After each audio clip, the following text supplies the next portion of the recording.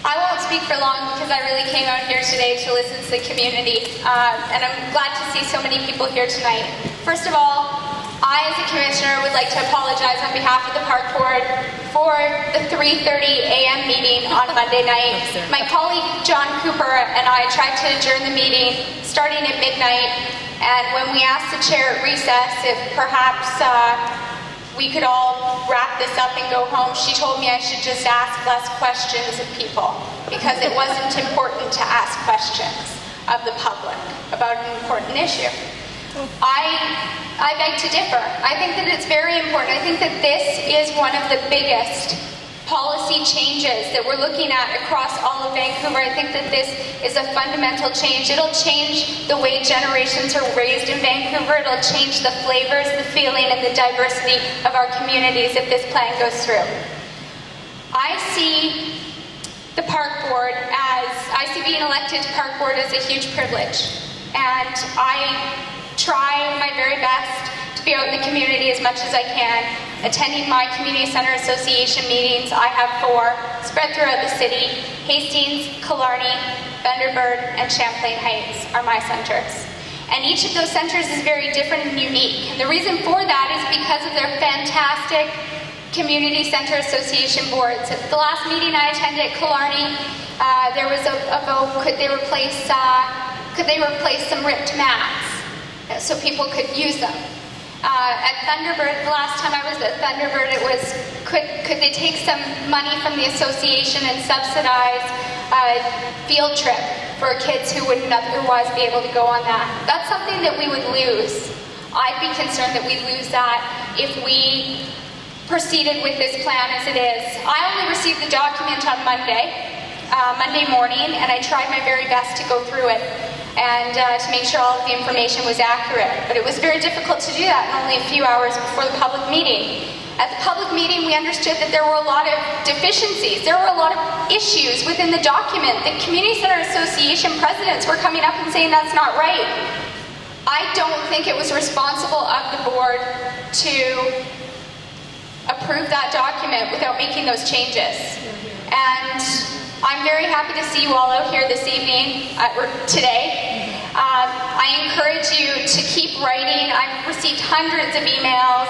I can't even count how many phone calls. And I am here. I will make myself available because I see this as one of the most important issues.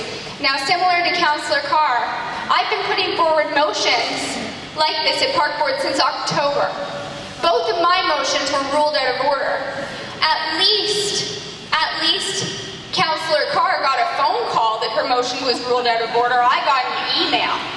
I got an email twice, and I got an email saying I'm not even allowed to tell you why my motion's ruled out of order because it's confidential. So I didn't realize that a public community centre issue was a confidential. When I asked the chair at the Park Board meeting, I demanded to know why my motion was called out of order, as she had to tell me under procedural bylaws. She said that it compromised in-camera business. Well, I don't know about you, but I don't think community centre business should be in camera. I think that we should be out in the community.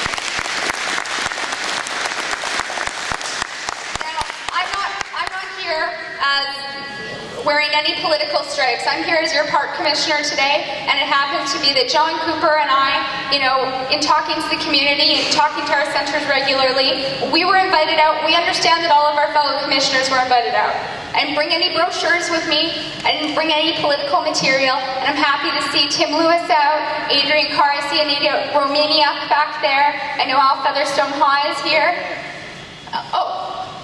Did I miss? Pardon? Oh, okay, sorry, I was pointing back there because I was looking for you.